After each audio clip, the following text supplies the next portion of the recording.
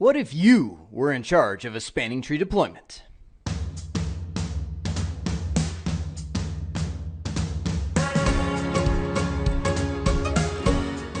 Hopefully you've had the opportunity to click the link on the website and get the lab loading up so that while we're discussing this, it can be all ready and prepped for you in the background. So first off, your lab objectives as we work through this will be to apply the spanning tree skills that you've learned in a functional switch environment. So here's the lab. You have access to the Arizona switches, Core 1, Core 2, and Access 1. Using the applicable show commands, figure out just by default, just so we haven't touched anything, which one of those switches are the current root bridge. Then, based on the answer you uncovered, I want you to be able to figure out this topology. Label which ports are root, designated, and blocking ports. Now, if you don't have a handy right on its screen like I do, just grab a piece of paper, draw out, it's not too hard, draw 3 squares and lines, and then say which ones will end up being those ports when it's all said and done. Then use the CLI to validate your answers. Don't cheat, don't look, see if you can figure out on a design sheet. From there, I want you to configure Core 1 as the root bridge. That's this guy right here. Now, there's a couple ways that you can do that, and I leave it to you to figure out which one you would like to use most. I will also mention, configure Core 1 as the root bridge for all VLANs. If there's multiple VLANs on these switches, go ahead and have that be the root bridge for all of them. We're not going to do any of the per VLAN switcheroo on setting different root bridges for different VLANs.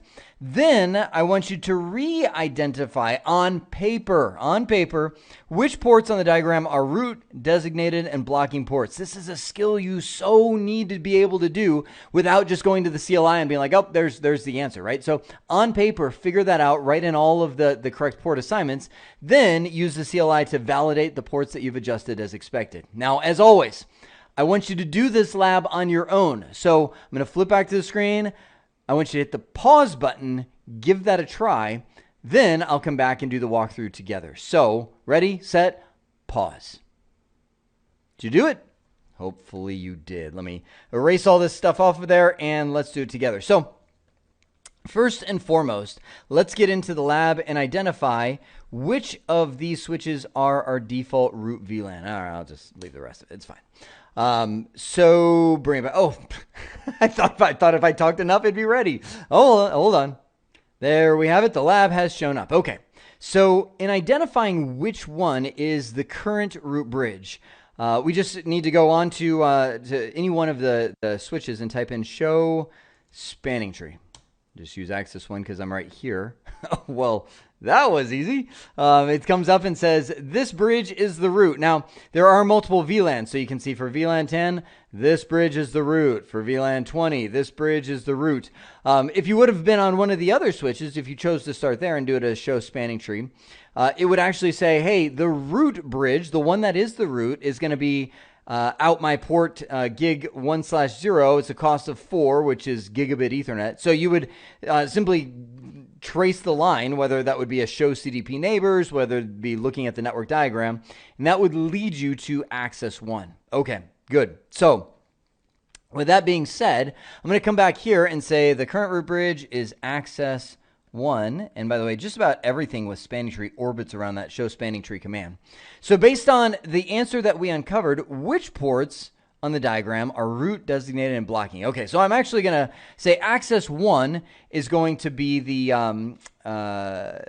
Access 1 is going to be the root bridge, right? Root bridge, right? And from here, the root bridge always has all ports as designated ports. That's its reward for being the root bridge, for being the best priority switch in the entire network. I guess you could call it the lowest priority bridge, lowest bridge ID, right?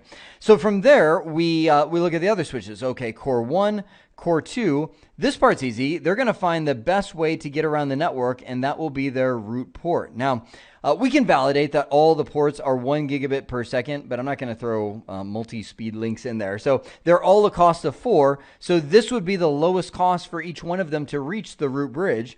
Now we have to say, which is the one that's going to be blocked, or which ports are going to be blocked? That's the first question. And then which side is going to do the blocking? Remember, only one switch does the blocking of the port. So for that one, trying to think without seeing, so here's my challenge.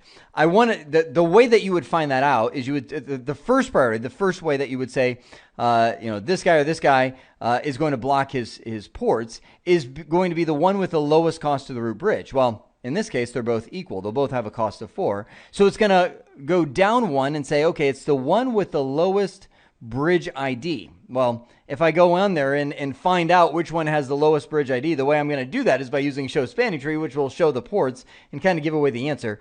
So I'm going to try and hide it. Sound good? Let's see if I can even do it. So we're on access 1 right now.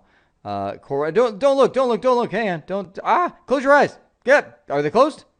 This switch has the priority. I'm just grabbing VLAN 10 of 32.778. There's so no way that I can hide this. I'm going to do a notepad. I'm going to say, okay, bring it over here. Paste that. Oh, I'm on a virtual. Let's do notepad in here. Notepad. Can't copy and paste to and from my virtual environment. There we go. 32.778 dot, and then I'm going to put that MAC address right there and put that into notepad just like so. Good. So this is going to be core 1.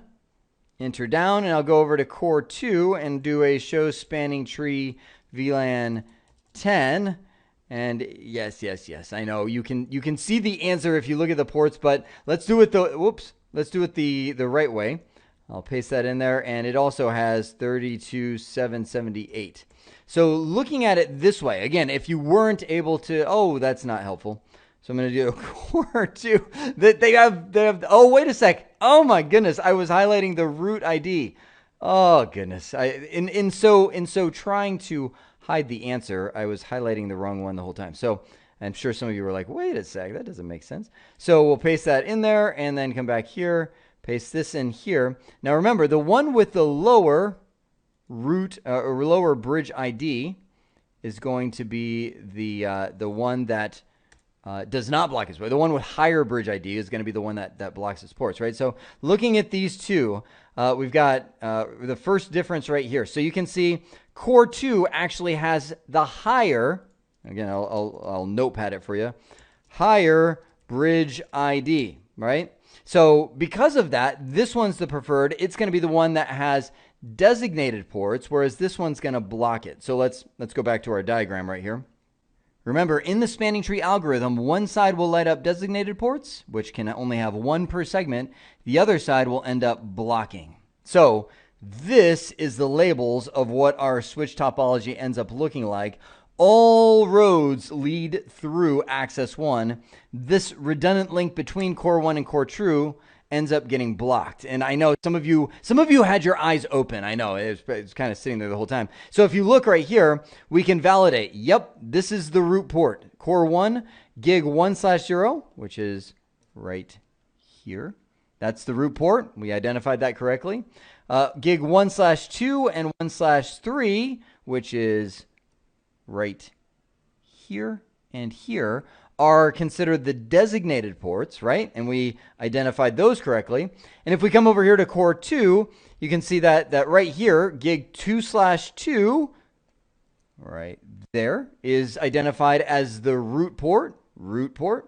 Gig 2/0 and 2/1 are considered the alternates or the blocked 2/0 and 2/1. Yes, we identified those correctly and cut those out. Now, I know some of you might have seen, well, wait about what's this one? I don't know. It's a port. It's a port connected to something. We'll say 3/0 goes to something, probably a computer is my guess, or a WAP or something. I don't know, don't care. Remember, when you're working with spanning tree, everything will show up in this list. If it's plugged in, it's going to be on there, and they'll all be designated ports unless it's a switch-to-switch connection. That's where spanning tree engages and begins using all the algorithms to figure that out. Good. So that is done. Now, using the proper commands, configure core 1 as the root bridge of the network. Yeah. So let's go in here. I'm going to go into global configuration mode, and it's a very simple command. Spanning tree. And you could go one of two routes. You can say for VLAN, and this is where you'd say 1, 10, 20, 30, 40. That's all the VLANs that we have created on here. And you can either say root followed by primary to make it the primary root of the network, or you could go in and you could type in the priority and put the specific priority that you want. And as long as you are lower than whoever is the root bridge at the time, as long as you're lower than that, you're going to win the election. You're going to win that root bridge. So I'll go, I think in the lecture, I used the priority. So this time I'll use the root primary. Hit enter. Control Z myself back out. Do a show spanning tree. Let's just zone into VLAN 10. I'm not giving away too much because we know since this bridge is the root, which you can see the priority, it set itself lower, actually 2 steps lower if we are using the increments of 4096. You remember the tweaking of spanning tree by Cisco. So we're 2 increments, if you will, below the current root bridge. This bridge is the root. All of its ports are now designated. All of them are forwarding. But I don't want to show you anything else because that's the next piece of the lab. We got that done. Re-identify. So I'm going to try and erase as much as I can right here. Re-identify which ports on the diagram are root, designated, and blocking ports. I'm trying to erase and read that at the same time. Hard to do. So let's go right here. So on the diagram, this is now the root bridge of our network, right? So immediately I can say designated, designated, designated. It wins. It got the root bridge election. Okay. So if that's the case, these guys are going to say, okay, this is the best way to get there. Ooh, what do we do there? One of these is going to be a root port, right? Remember the algorithm? First one is the lowest cost. Well, we've got 2 equal cost paths. So second one is the path with the lowest bridge ID, which is useful in situations like this, where you've got maybe a switch down here, and it's trying to figure out the best way to go. But in this case, it's also a tie. So we'll just put tie for this. And that's where it finally resorts to just random chance. It's like, okay, the one with the lower port number, right? That'll break the tie. So this one will become the root port. And then we figure out what all the rest will be. We know that the rule says there will only be 1 designated port per segment. So that means if that side is designated, which it is because it's the root, this side must block. What we don't know is between these two, which side is going to end up becoming the block side, which is going to be the designated side.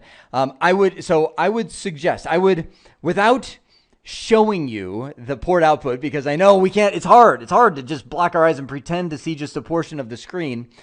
I would suggest that when we first started this whole exercise, who was the root bridge? Remember? Without changing anything, you guys remember?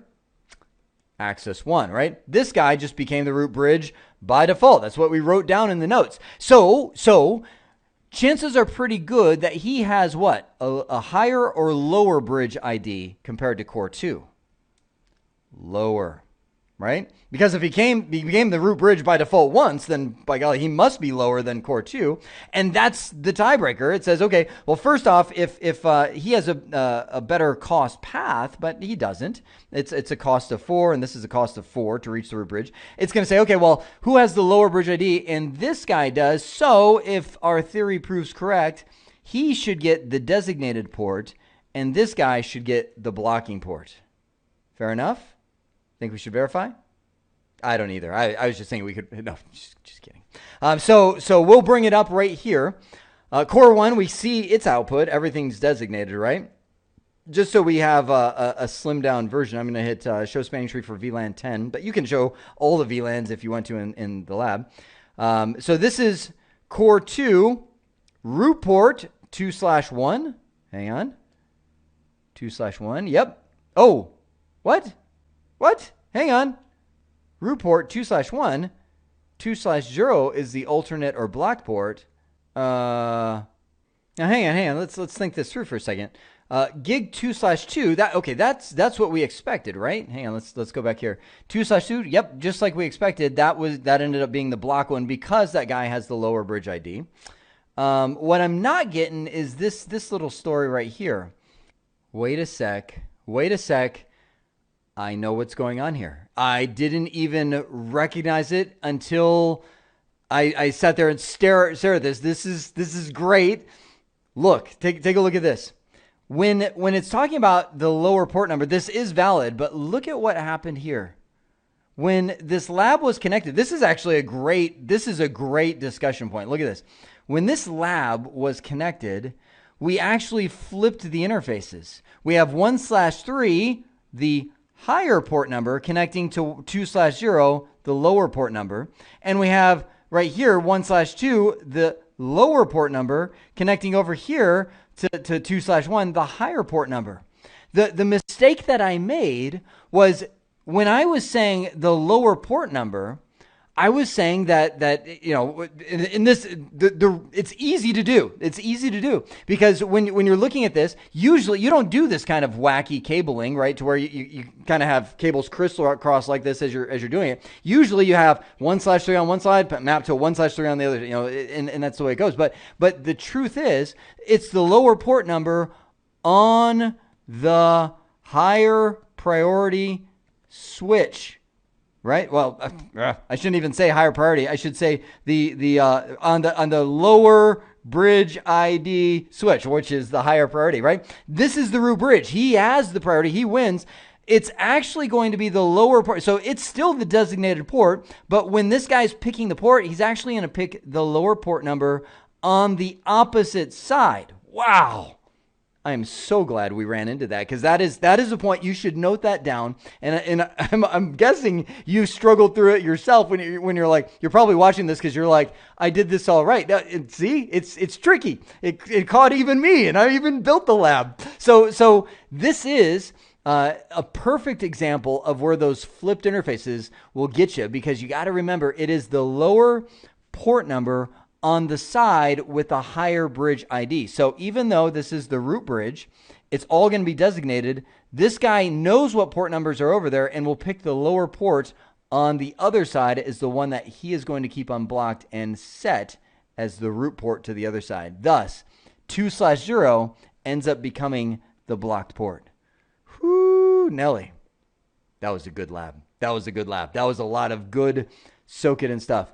If you need to run through it again, do that, because there's just a lot of juicy spanning tree goodness in there. Cool? With that being said, I hope this has been informative for you, and I'd like to thank you for viewing.